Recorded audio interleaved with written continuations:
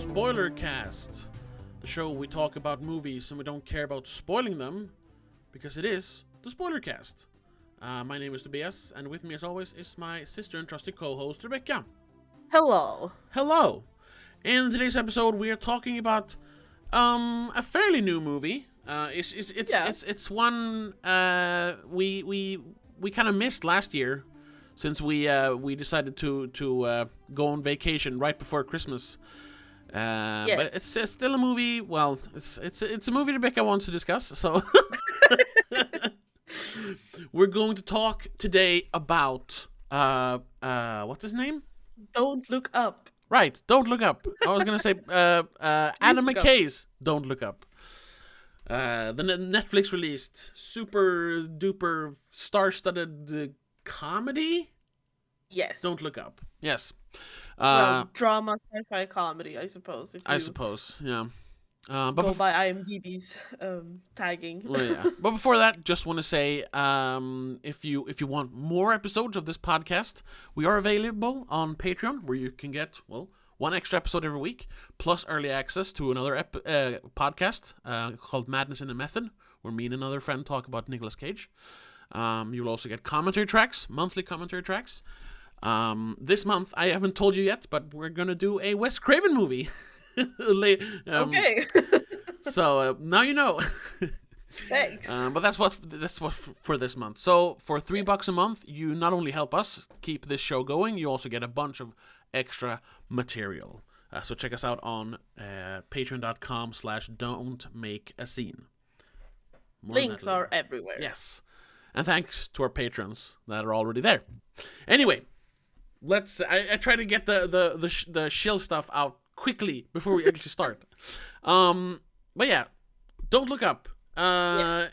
I remember they released like a trailer for it early in the pandemic, or even before the pandemic, I think. I don't remember when the first one came I know. It was a long time before the movie actually came out, and I thought like, oh, Adam McKay making a movie about the end of the world? That sounds great. I like him as a director.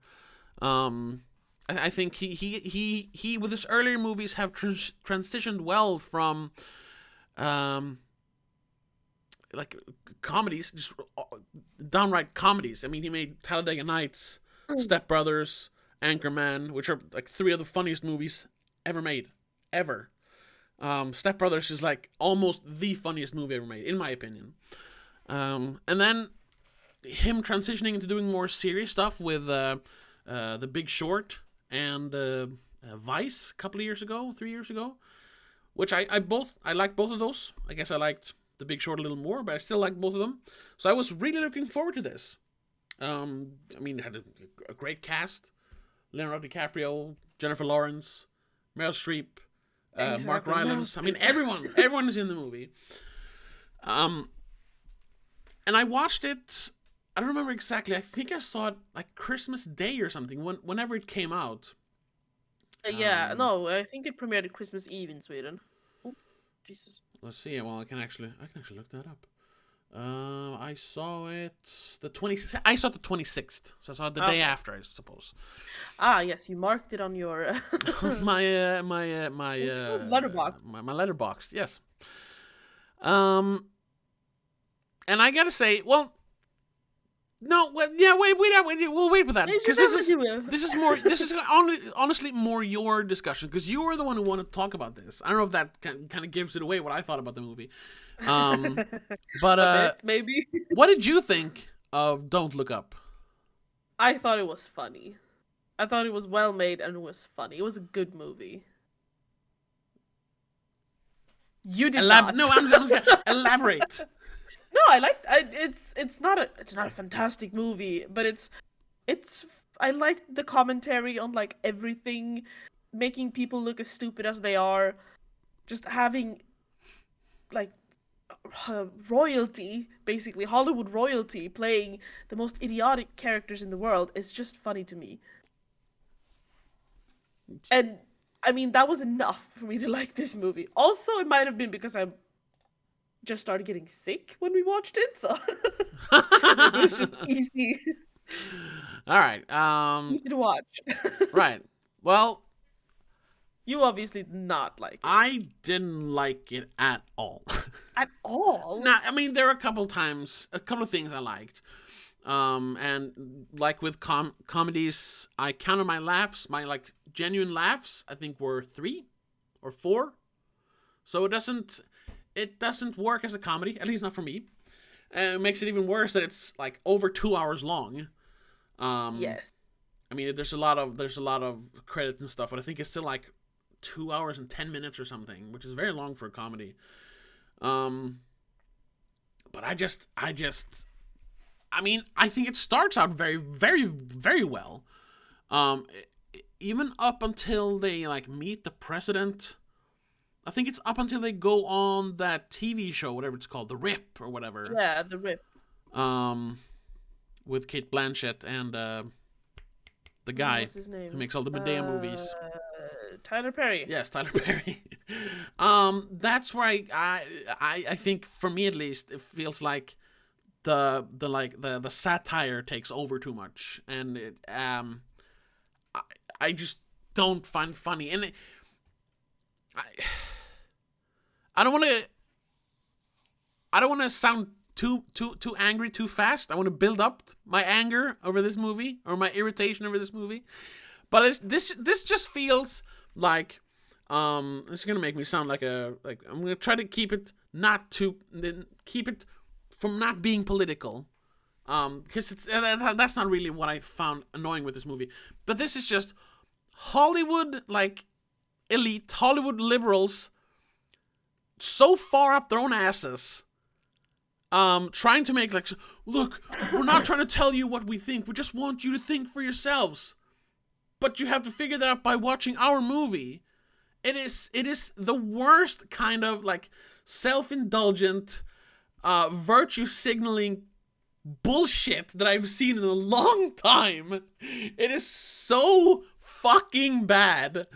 Oh Lord. Well, not the acting. The acting is good. I mean, everyone gives a pretty good performance, except for I guess Ron Perlman, who plays the racist astronaut or whatever he is. Well, because he just overdoes it. Like, yes.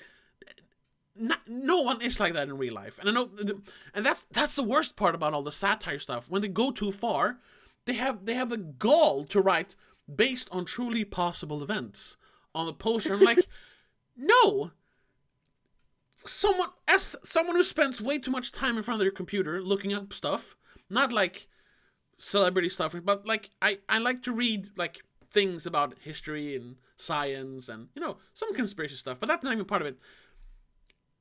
There are the whole like that NASA has a plan for what would happen if or what they would do if this actually happened is a real thing. They already have it planned out what they would do. Obviously. This is not how they would handle it. This is like trying to make it a PR stunt. Like, that is not a truly possible event. This is just propaganda. And now I'm sounding like one of the people in the movie, I know, but it's just it's so dumb. Like, I would think that Adam McKay and David Sirota, who wrote this movie, would do more research than this. And I get it's supposed to be a comedy, but then don't say that it's based on truly possible events, because it's not. The thing is, I believe that your reaction is exactly what they wanted. They wanted people to get mad. They wanted people to not like the movie? Well, to get mad at the movie for being too much, too on the nose, too hypocritical almost. That doesn't ring true to me though. Like it's so much. It's so much of a caricature that it's like not even funny at one point, but it's like it gets you over the edge. It gets people to become that angry that they go over the edge over a movie where they're making fun of people that go over the edge. Yeah, but I mean, it's a movie about the end of the world. Well, yeah, but that's just a metaphor. Well, yeah, well, it's unfortunate it came out in the middle of a pandemic.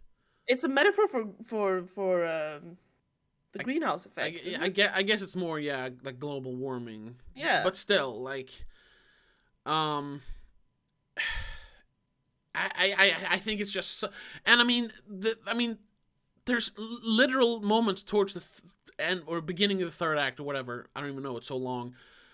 Where people in the movie are literally, they're breaking the fourth wall with all the YouTube clips and all the social media stuff. Yeah. People are literally looking at the audience, telling you like, look up, being a metaphor for you have to realize what's going on, like what's happening. Don't just listen. And they even say like, turn off. What's her name? The pop star lady. Riley Beena, played by Ariana Grande. Ariana Grande, thank you. She literally says in the song like, "Turn off your shitbox news." They're just like finger wagging, telling people what to do. It's supposed to be a movie, and even if you want to like relay a message, don't be so fucking blunt about it, because it just makes you look stupid and moralizing. It's just bad. It's bad filmmaking. I think, at least. Thought it worked. Not for me. I was just thoroughly annoyed. Even more when I read the trivia, and apparently Adam Kay has said that the president is neither one party or the other. I read that too, which is also such bullshit. Because he's just mad at the government in general, I suppose. Sure. And I agree with him that this is about American politics, but it's kind of similar here in Sweden. We haven't had either a Republican, we don't really have Republicans, but a Republican or Democratic party that has done anything particularly good since like, I don't know, the 80s, and that guy got shot, so. Yeah, basically. Olof Palme. Yeah, he got murdered. Sure, I agree with him on that. But at the same time, this is obviously a dig at conservative politics and Republicans. I mean, there's even, and that's so funny. That's also it's not in the movie, but it's a sign that they knew what kind of movie they were doing, because Meryl Streep has been quoted as saying about her hair that she wanted a Republican ugly hairstyle. It was like, what? You mean it does hair? Look. She wanted to boring. Look like a gaudy Republican. It's just like, ugh.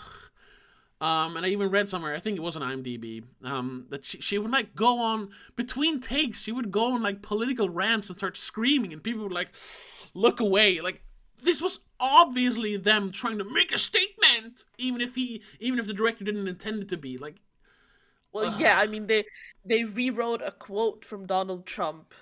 Yeah. If she wasn't my mother, he said. Yeah. She wasn't my daughter. Yeah. Yeah.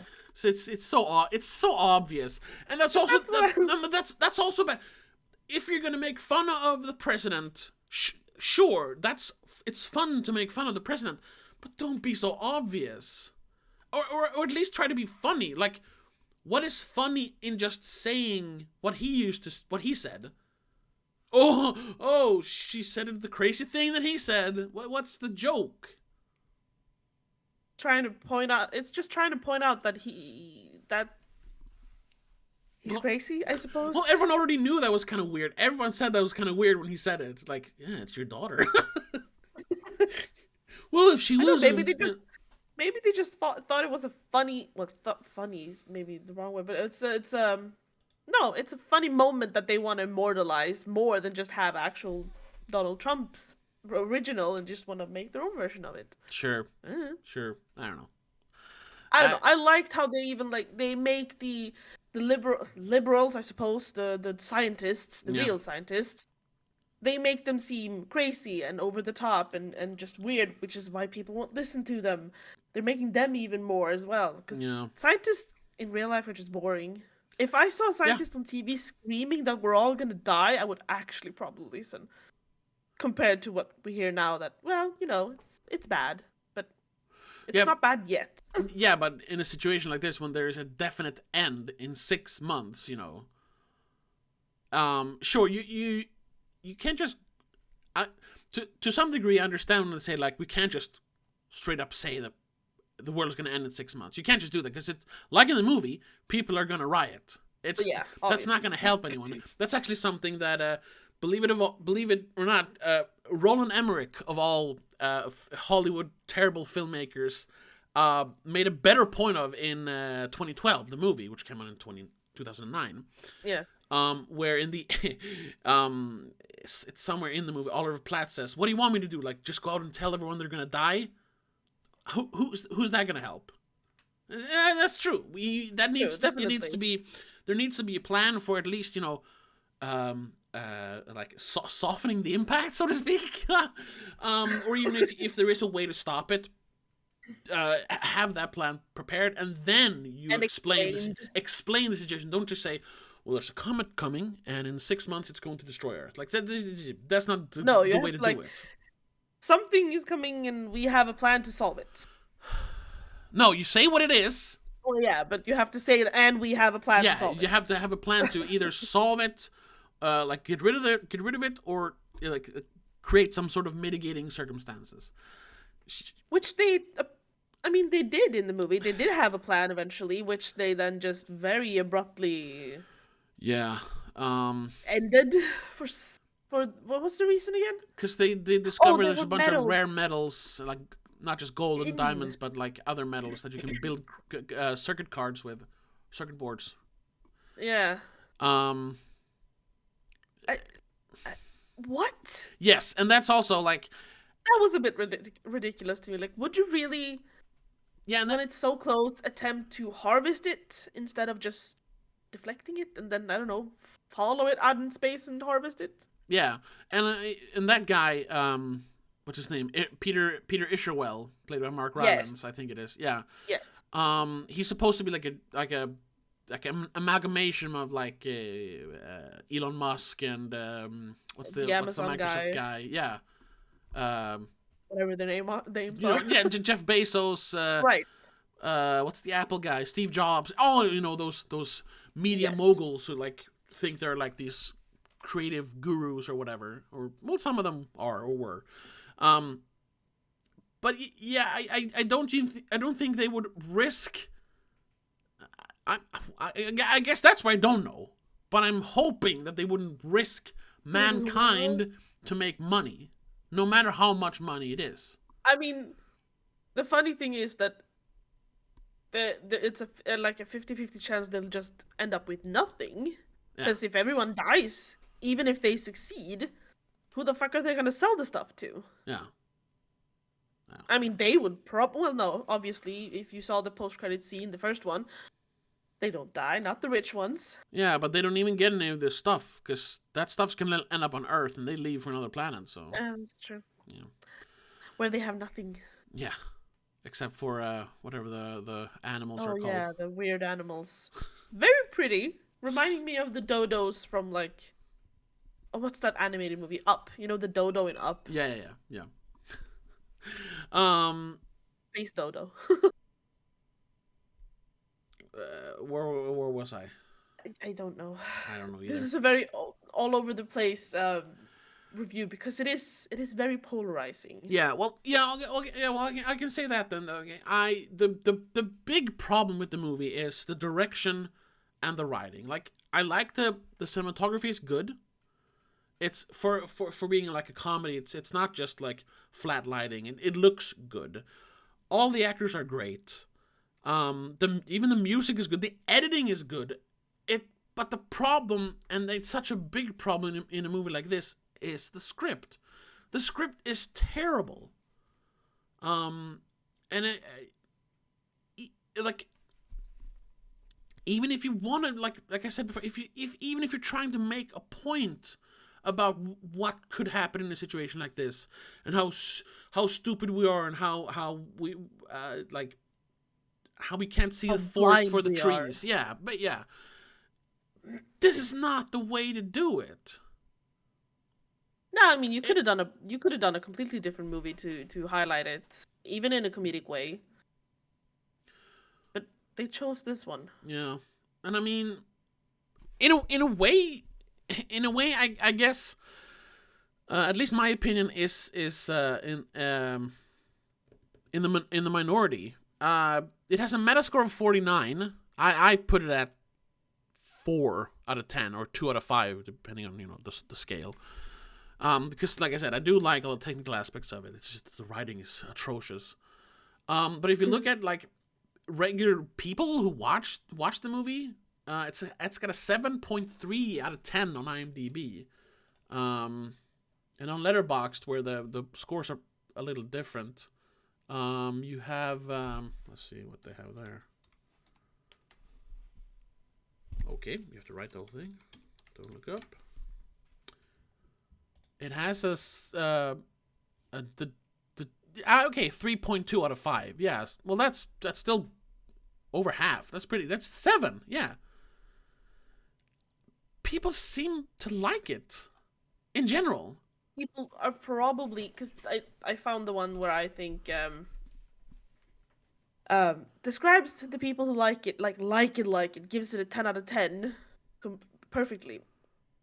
Person wrote, "This is what happens when you have an incompetent government and corporate control of everything. The negative reviews of Adam McKay's Don't Look Up probably come from fossil fuel shills.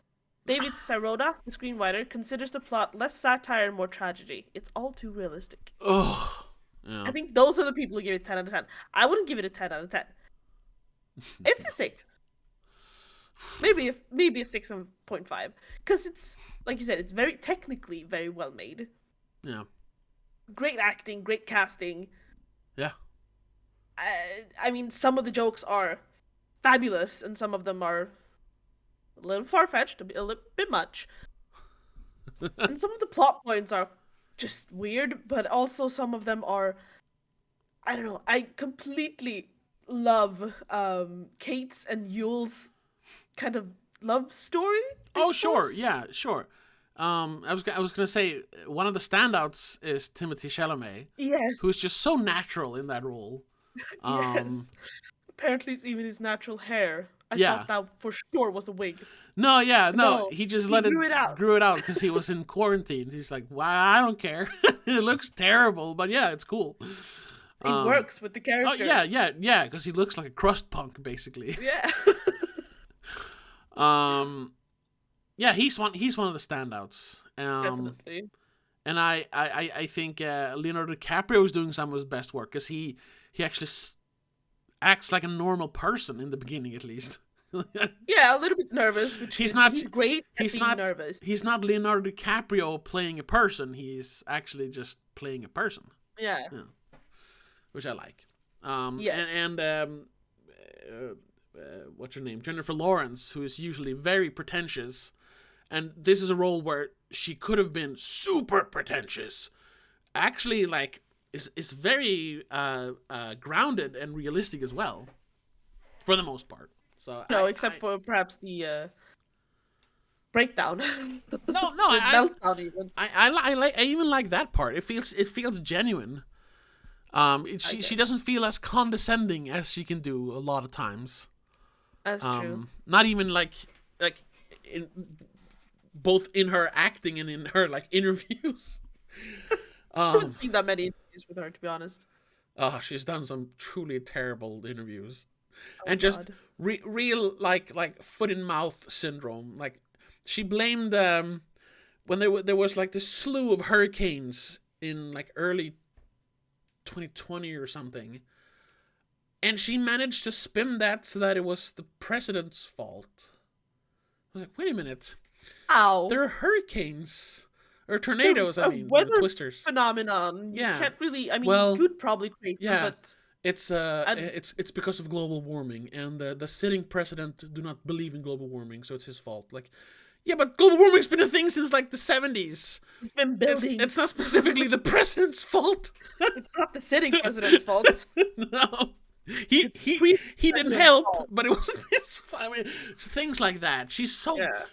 And that really sucks because she's such a good actress. Yes. And then she's such an idiot in real life. I'm sorry, I shouldn't say that, but whatever. Maybe it'll get better after she has her baby and the pregnancy brain kicks in or something. Okay, I don't know. Apparently people go even weirder, so maybe that'll cancel her weird out. I don't know. I did not like Jonah Hill and his acting. I mean, I don't know if he's it's the funny. character mainly. But Yeah, the character is horrible, but I think he's funny as the character. I don't know if it's his way of acting like that makes me just cringe. Yeah, it's a little much from time to time. Yes. But he has one of the scenes that actually made me laugh. Both times I've seen this now. I actually used the Netflix like speed up thing just to get through this a little faster, which it was horrible because it ruined a lot of the movie, like the timing of the movie, the timing of the joke.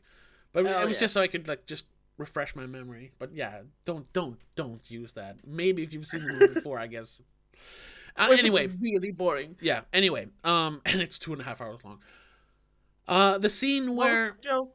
I don't remember exactly when it happens. I think it's after they cancel the first attempt to destroy the comet, and they shut whatever they're called, the scientists, Oglethorpe and whatever, all those three in a room, and then they say, well, now you're the Dr. Mindy, you're the official spokesman for scientists at the White House. You're the whatever. face here. Yeah, and he throws some candy and water on the floor, which is, first of all, that's just like that's the zero human decency. It was just so weird. And Jennifer Lawrence's character even said, DiBiase even says, like, you're just gonna throw it on the floor? And he was like, yeah.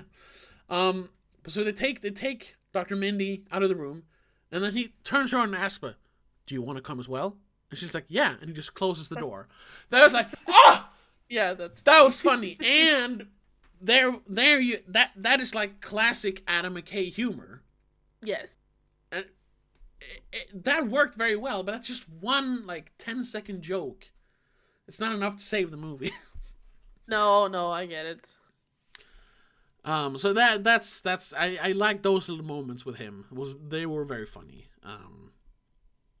In a vacuum, so to speak. A vacuum, yeah. But other than that, his character is just awful in general. The character is horrible. I do like the like super expensive Prada bag he just carries around. Yeah. For no specific reason, it seems. Or is it like containing nuclear launch codes? I don't know. That's what they say in the trivia, but I mean, you don't carry around the nuclear launch codes. Oh. That's called a football. That's in a vault until they need it. And then you fasten it to the guy's wrist. And it's not in a bag like that. They have a specific briefcase with a lock on it for that. Yeah, obviously. So that once again, like, if that was their joke, like, this president doesn't care about security issues because she wants her son, whatever his thing is, he's the Speaker of the House or whatever, Chief of Staff, yeah, has to look chic. Like, no one would do that. No president would do that. Though. I know, it's just how they describe it. Yeah, but I mean, like, the bag wasn't in the script. Oh no, he added it. Sure, but then, well, Adam McKay. They just liked that it looked pretentious. Yeah, I just don't like that. No, ludicrous. Whatever. They thought it looked like stupid, and they were like, "Yeah, sure, go for it." And it does, because he's obviously a very shallow metrosexual person. Oh, so yes. That's why he would carry around a very expensive, good-looking bag. And all he wants to do is be famous. So, yeah. Because specifically, you can see that from the last post-credit scene that I missed on my first. Yeah, I didn't see that post-credit scene where he climbs out of the rubble and just like. We're at the end of streams. Yeah, we're at the end of the world. I'm the last man on Earth. Like and subscribe. That's kind of funny. Who's gonna like and subscribe? Yeah, because he's an idiot. Yeah. Well, I mean, I'd say that even if I had 0 viewers, I suppose, because sometime in the future maybe someone finds those files again. Yeah, I've live streamed to 0 people a bunch of times and said thank you for watching. Bye. Because then like.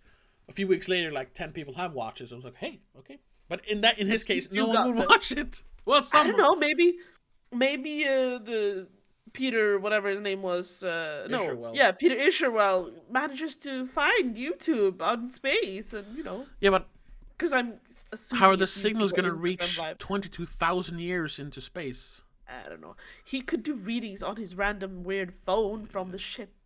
Out of nowhere. How did he get connection between them? I don't know. Yeah. Magic. Yeah. I guess the science is a little iffy as well in this movie. Yeah. Oh, But and maybe that's also the point. another that this is just a nitpick, and this is just me being an asshole. But the ship that the president and Isherwell and everyone else leaves on, um, it's just a ship with the pods on it. How are they gonna? How are they gonna? What power source is gonna sustain them for 22,000 years? There's a thing called a solar sail, which you would I don't think they exist in reality yet, but there are like A concept. the concept exists, and there are like they are trying to develop it, where you have like a solar panel basically, and On you the outside. yeah, where you use that to propel the ship as well as give it power. Charge the batteries. Charge the battery, so to speak. I mean, it's literally using like solar wind to propel it, as well as harnessing the solar power, so to speak. Yeah. Why not just add that? That was just annoying because it's the think obvious they- thing. Unless you have like faster than light travel, which we probably never will have. The next best thing to that, if we want to go far into space, is solar sails. So whatever. That's just nitpick. That's just I'm guessing that by then they'd already had too many technical explanations of shit that we did not really care for. I guess. Because like them trying to explain the beads, the the drones, yeah. drones thingies, I was like, the fuck, that's not gonna work. But okay, sure. Yeah. That just looks like the Amazon drones. I don't get it. That's probably part of the joke. Probably, yeah. Oh, they're drones, yeah. Do the Amazon drones actually exist? I don't know. We don't have that in Sweden. I think they're gonna.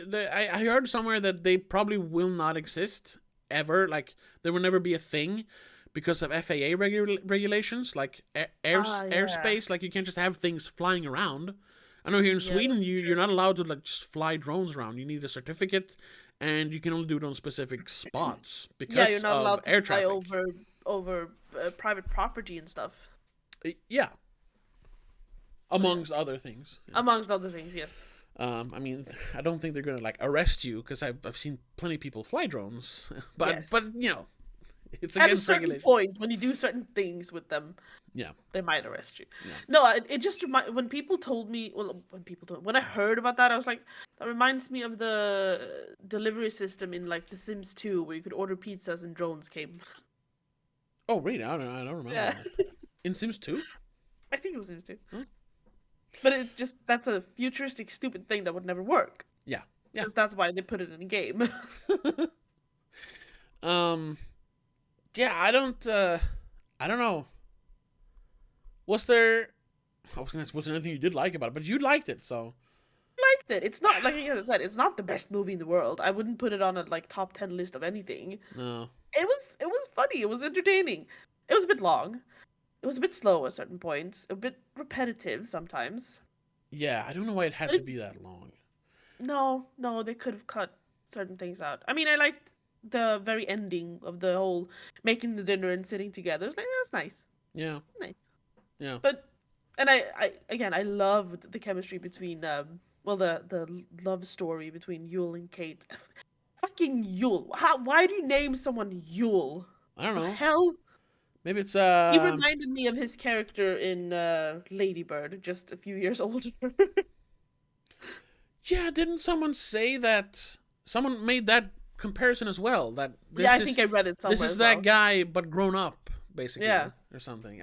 I barely remember him. I've only seen Lady Bird once and I wasn't really aware of Timothée Chalamet as an actor back then. Even though I had seen him a couple of times before that. I wasn't aware of him as an actor. So I don't really remember him. I remember the character. He was an asshole, but Yeah, a bit of an asshole. He didn't like modern things. I remember one line is that yeah, he's very he asks her. pretentious. Yeah, he's pretentious. He asks her for her phone number, and she gives him her home number, and he's like, "You don't have a cell phone? Oh, yeah. Good, right." Uh, This is kind of the same thing, only a bit further. Got a bit more crazy, maybe. yeah. But it was fun. but this guy is a nice guy. So He's a nice guy, but he's a bit crazy almost. He feels like he's like yeah, I suppose. a bit over the top with certain things. But I Um, like. yeah, It's a nice. It's probably my favorite character.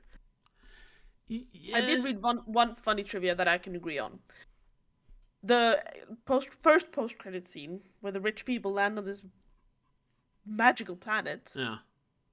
The the body double, well, the Meryl Streep walking naked kind of disturbed me, and apparently it disturbed Leonardo DiCaprio as well, even though it's a body double. Yeah, I know. I read that. And I can agree. that's also That like was kind of weird. Like, I know it's not her, but this feels wrong. I didn't care. I just care about that.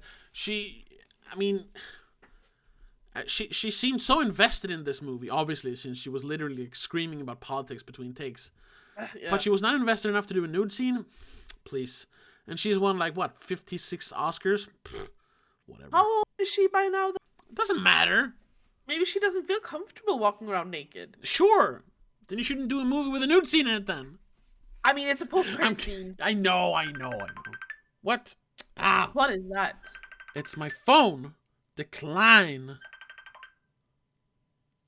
That's very She was rude, born but in it was just a friend. 1949. How old is she then? I cannot do math. Well, in 2009, she was 60. So 2019, she was 70. So she's 73? 3, yeah. So 72, 71 when she filmed this? Whatever. Yeah, I don't care. Whatever. If they use the body. I agree with Leonardo DiCaprio. I could never, like, it's like having Robert De Niro doing a nude scene. It's weird. Not because they're old, but because they're like Hollywood royalty. Yeah, but why is it okay for not Hollywood royalty to do nude scenes? I think every if we're gonna go that, then everyone should have like a sense of decency. No one should do a nude scene unless they're like prepared to actually do it. Not just like, this is too good. This is not good enough for me. Let some pleb play my butt. I hope that's what happens. Actually, the people can be like, no, I don't wanna. Yeah, but then they shouldn't do a nude scene. Oh, you mean that should be just out of the script? Yeah, because because like, oh, I don't want to do this. This is distasteful. Okay, well, bring in this PA. She can do it because she has no power. I doubt it's a PA, but yeah, sure. No, you know what I mean, like bringing the crack addict who will pay $5 to do this. It's elitist. Sure. Which just annoys me further because of how the movie is done. Or what the movie's about. Yeah. Anyway. I have, however, seen a couple of YouTube videos of people overanalyzing this and going like, this is a deep message about, specifically global warming and our culture and, politics, obviously. But that's the... No, but like doing an hour-long discussions with themselves. Yeah. About how this movie is like opening our eyes to the future and to seeing what's wrong with this will change the world. Like, no, it's not. It's not gonna change the world. No, it's not gonna change anything. This is people watching going like, hey, I have seen those kinds of people on TV before. Yeah. And then a few hours later you kind of forget that specific part. You just remember, oh my god, there was a comet that was supposed to kill Earth. And that's also part of the problem. They think they're doing something important with this movie. Do they? Yes, they do. I promise you, on set, I mean, you know, I'm bringing it up again. Meryl Streep start like screaming like Hitler about politics. She might have, because obviously, she might be politically crazy. Yeah, I don't know. I've never actually seen an interview with her. Well, she's very opinionated. There's this hilarious speech she gave some years ago, and I think I don't remember what it's called. It's this specific award show or like gala for press people. I don't remember what it's called, but whatever. She got some award, of course, because she's Meryl Streep. That's why she wins. She doesn't win because she's good at acting anymore. She wins because she's Meryl Streep. Whatever. Yeah. And she had this long speech. It was right when at the height of the whole like Hollywood moralizing. Like 2017, it must have been. where she starts talking about like everything but movies, and how it's important to have like good journalists and blah blah blah blah blah, whatever, and she ends it on and like poking at like MMA for some reason. She was very very annoyed with martial What? arts. Yeah, like because if we don't have like good journalists and good news media, whatever, all we're gonna have in the end is MMA on martial arts, and that is not an art. It was like, what are you talking? What? She made a better point than what I'm doing, but Sure, the but point still. was that she means that like the only entertainment we will have is basically UFC. It's like, what are you getting that from? What is the point of saying that? Is it because it has art in the name? I don't. Yeah, that was probably she wanted to use that because it had art in the name, martial arts. Yeah. Mixed martial arts. Well, Yeah. yeah. Okay. She means like it's a low form of entertainment, which sure, I guess to some Yeah, some degree, sports in general is kind but of also a low martial form of arts. entertainment. If you want to get super nitpicky about it again, martial arts has existed long before any form of entertainment. Martial Yes. arts was like a way of life and like defense before it became entertainment, and it still is. Yes, And sure. it is entertainment. Movies have only been around for like 100 years, and they've just in the last 40 years become like overtly like we have a message to give. Like, just shut up about martial arts. What the fuck? Whatever. Yeah, okay, that's a bit weird. Yeah, stuff like that. But I don't think that Adam McKay I was super serious with this. I think he was. I'm. I kind of think this is on the same like level as Step Brothers in satirical. No. I can't. I haven't looked it up because I just watched this movie and I was done with it. But I can't imagine he was just doing this as a joke. It can't be a joke. Because then you wouldn't get all these actors in the movie. They wouldn't do. I mean, a lot of them would probably go like, "Yeah, that's a funny joke," But you. or maybe they. I don't think so. And they didn't tell him that it was a joke. I don't know. I just feel like this was made as a joke. But I mean, also judging from the movies he made before, which are obvious like jabs at capitalism and politics in general. But that's why he did it, because he's going back to his comedy shit. No. We'll have to ask him. I don't think so. I don't think so. Have you tweeted at him? No, I haven't. I didn't. I watched the movie and I was like, I don't care about this. It's trash. I'm moving on. But then you wouldn't talk about it. We had to talk about something. Yeah, I'll just say that this is me. Without any research saying that he made this as a serious movie. But that's just that. Like I said, I'm just judging based on what he has done, his last couple of movies, and what little I've heard him speak about stuff like this before. Like, this is not him like making fun of things. He's like, this is serious, you guys. Fine. I would say with a comedic twist, of course, because he's still Adam McKay. Yes. No, well, it's definitely not the best end of the world movie. No. I'll give you that. And I think we should try and discuss more of the end of the world movies in the Monday episode. Yeah. So if you want to hear that, check out the Patreon. Yeah. What? Are we wrapping up? I think so. I don't know if there's much more to say about this. We're just going to keep saying the same thing. But I think it's funny. I think that he made it to be funny. You're going to be, no, it's serious.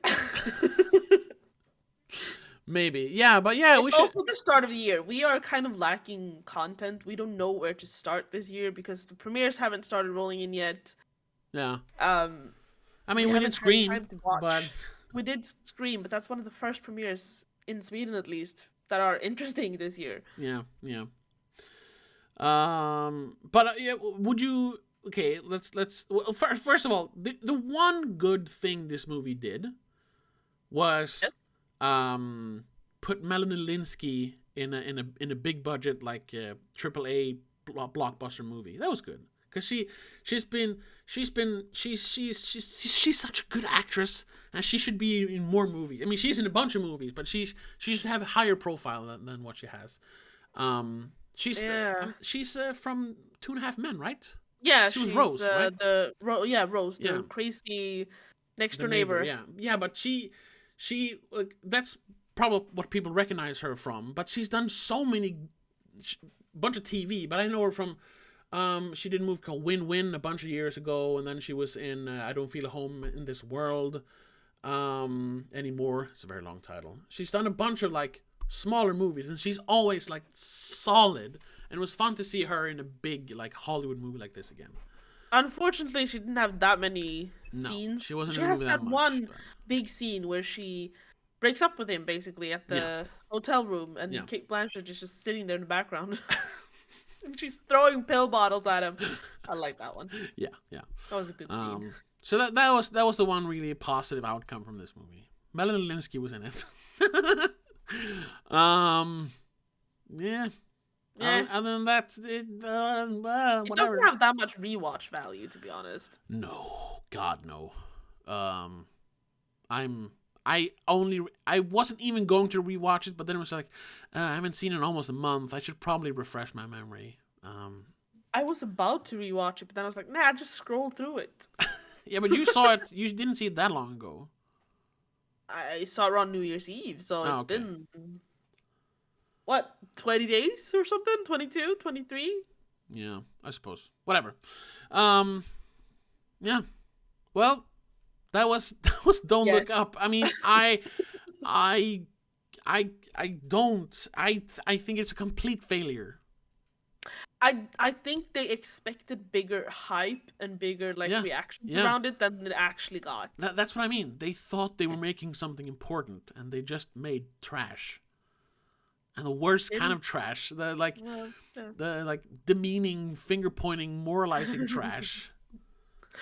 Ugh. I mean, I watched it with my boyfriend, and we watched it kind of late at night.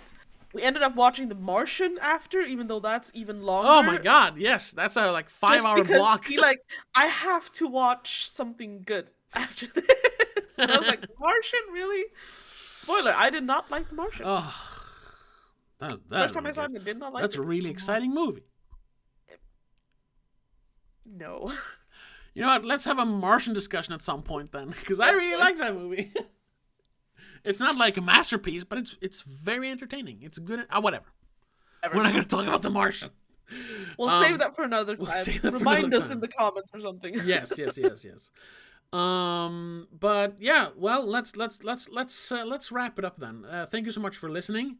I'm not sure this made any kind of sense. No, at least now we've talked about Don't Look Up. We don't have to do that. Yep. If you want to hear us talk about good end of the world movies, we'll do that on Monday on patreon.com/don'tmakeascene. So just subscribe for $3 a month and you'll get that free episode, extra episode every week. Plus, like we said, commentary tracks, early access to other podcasts, sometimes even videos. Yeah, we'll see you. I hope at least for the free episode, which we have every Thursday on every podcast platform available. Spotify, Apple Podcasts, Google Podcasts, Stitcher, iHeartRadio, YouTube, if you're watching this, Podbean, yeah. We're on all of them.